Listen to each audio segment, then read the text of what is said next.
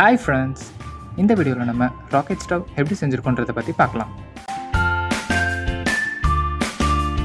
ஒரு பழைய ஃபெவிகால் பேரல் இந்த ப்ராஜெக்ட்காக நான் எடுத்துக்கிட்டேன். ராக்கெட் ஸ்டவ் வீடியோஸ் யூடியூப்பில் நீங்கள் நிறைய பார்த்துருப்பீங்க. செங்கல் அப்படியே ஒரு பேட்டர்னாக அடுக்கிட்டு அந்த ராக்கெட் ஸ்டவ் செய்வாங்க. செங்கலில் அந்த ஸ்டவ்வை கட்டி ஒரு இடத்துல நம்ம ஃபிக்ஸ் பண்ணி வச்சோன்னா அதை வேறு எங்கேயும் அசைக்க முடியாது, அந்த இடத்துல மட்டும்தான் அதை யூஸ் பண்ண முடியும். அதே ராக்கெட் ஸ்டவ் கான்செப்டை இந்த ஃபெவிகால் மெட்டல் பேரலில் நான் செய்ய ட்ரை பண்ணியிருக்கேன்.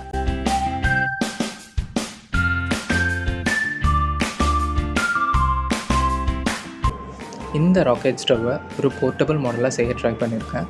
ஸோ தட் நமக்கு எந்த இடத்துல கன்வீனியண்ட்டாக இருக்கோ அந்த இடத்துல நம்ம எடுத்து வச்சு யூஸ் பண்ணிக்கலாம், வேணும்னா நம்ம எடுத்து உரம் வச்சுக்கலாம். இதுதான் இந்த ஸ்டவ்வோட ஒரு ஸ்பெஷல் அடிஷ்னல் பெனிஃபிட்.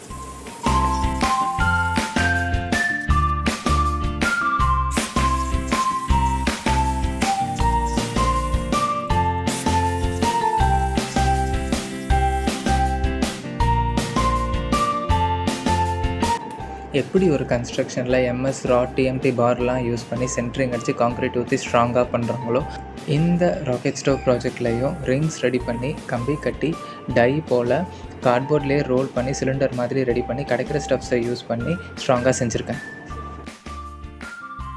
ராக்கெட் ஸ்டவ்வில் பாட்டம் பேஸ்க்கு மேலே ஒரு ஒயர் மெஷ் யூஸ் பண்ணுவோம். அந்த மெஷ் எதுக்குன்னு பார்த்தீங்கன்னா ஆஷ் ஃபில்ட்ரேஷனுக்காக. அந்த மெஷ்ஷுக்கு பதிலாக நம்ம அயன் ராட்ஸ் யூஸ் பண்ணோன்னா இந்த ராக்கெட் ஸ்டவ்வோட லைஃப் பல வருஷத்துக்கு ஒன்றுமே ஆகாதுங்க.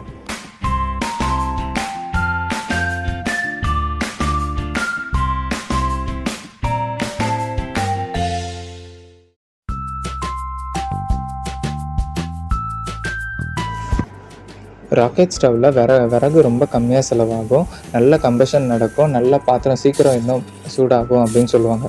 அதுக்கு ரீசன் என்னென்னு பார்த்தீங்கன்னா, இந்த அடுப்பில் நெருப்பு எரிகிறதுக்கு ஏர் இன்டேக் ஸ்டவ்வு கீழேருந்து எடுத்துக்கும். நம்ம வைக்கிற விறகு எல்லாம் முழுமையாக எரிஞ்சு அந்த ஹீட் பாத்திரத்துக்கு ஃபுல்லாக ட்ரான்ஸ்ஃபர் ஆகும். கொஞ்சம் விறகு இருந்தாலே இந்த ஸ்டவ்வில் சீக்கிரம் சமைச்சிடலாம். இந்த 2D டயக்ராம் பாருங்கள், ராக்கெட் ஸ்டவோட கான்செப்ட் உங்களுக்கு முழுமையாக புரியும். ராக்கெட் ஸ்டவ்வில் இன்னொரு அடிஷ்னல் பெனிஃபிட் என்னென்னு பார்த்தீங்கன்னா, நம்ம ட்ரெடிஷ்னலாக யூஸ் பண்ண ஃபயர்வுட் ஸ்டவ்வை விட இந்த ஸ்டவ்வில் புகை ரொம்ப கம்மியாக தான் வரும். Commercial firewood stove, commercial rocket stove, அதோட ப்ராடக்ட் ஸ்பெசிஃபிகேஷன், அதோட ப்ரைஸ்லாம் நீங்கள் ஆல்ரெடி பார்த்துருப்பீங்க. இந்த ஸ்டவ் செய்கிறதுக்கு பார்த்தீங்கன்னா ஒரு பழைய ஃபெவிகால் பேரல், ஒரு 5 to 6 kg ஆஃப் சிமெண்ட்டு, கார்ட்போர்டை டை மாதிரி சுற்றி வச்சுருந்தேன், paint bucket, 6 mm rod, 8 mm rod and கம்பி, இதெல்லாம் தான் கலெக்ட் பண்ணி இந்த ஸ்டவ் செய்கிறதுக்கு நான் யூஸ் பண்ணிக்கிட்டேன். அண்ட் நம்ம ஃப்ரீ டைமை இந்த ப்ராஜெக்ட் செஞ்சு உங்களுக்கெல்லாம் ரெக்கார்ட் பண்ணி காட்டுறதுக்காக நான் யூஸ் பண்ணிக்கிட்டேன். நம்ம யூடியூப் வீடியோஸை நீங்கள் ஃபஸ்ட் டைம் பார்க்குறீங்கன்னா மறக்காமல் நம்ம சேனலுக்கு சப்ஸ்கிரைப் பண்ணிவிடுங்க ஃப்ரெண்ட்ஸ்.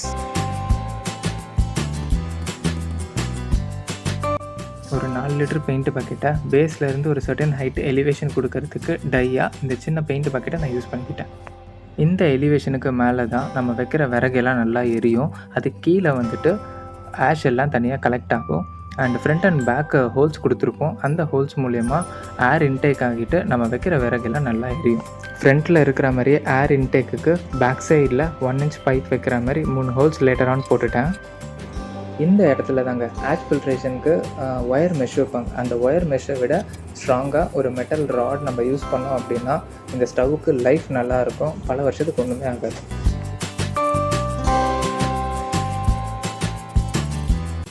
சாதா கார்ட்போர்டை லைட்டாக தண்ணியில் நனைச்சி ஒரு பிவிசி பைப்பில் சுற்றிட்டு ஒரு சைடில் கட்டிட்டேன். அதை அப்படியே சிலிண்ட்ரிக்கல் டை மாதிரி ரெடி பண்ணிட்டேன். அந்த சிலிண்ட்ரிக்கல் டையை இந்த ஸ்டவ்வுக்கு நடுவில் ஃபிக்ஸ் பண்ணி சுற்றி சிமெண்ட் ஃபில் பண்ணிட்டேன். சிமெண்ட் நல்லா க்யூரிங் ஆனதுக்கப்புறம் இந்த கார்ட்போர்ட் டையை உள்ளேருந்து நமக்கு பிச்சு எடுக்கிறதுக்கு அவ்வளோ சிரமமாக இருக்காது.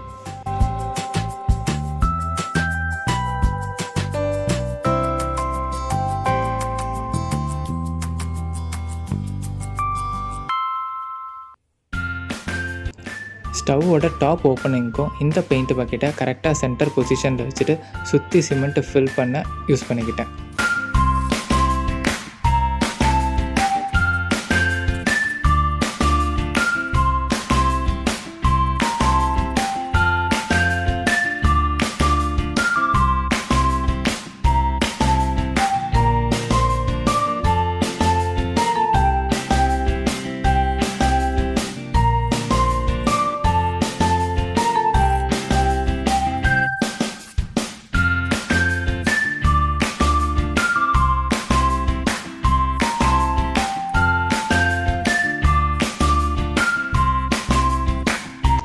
கன்ஸ்ட்ரக்ஷனில் க்யூரிங் பண்ணுற மாதிரி இந்த ஸ்டவ்வுக்கு நமக்கு டெய்லி தண்ணி ஊற்றி ஒரு 2-3 டேஸ் க்யூரிங் பண்ணிட்டோம்னா இந்த ஸ்டவ்வை நம்ம யூஸ் பண்ணுறதுக்கு ரெடி ஆகிடும்.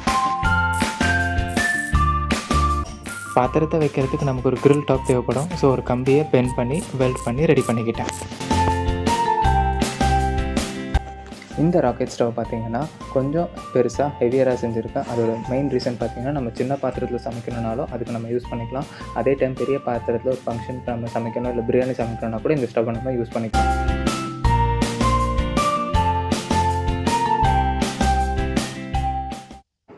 இந்த ராக்கெட் ஸ்டவ் எப்படி சிம்பிளாக செஞ்சுருப்போன்றதை பற்றி பார்த்துருப்பீங்க ஃப்ரெண்ட்ஸ்.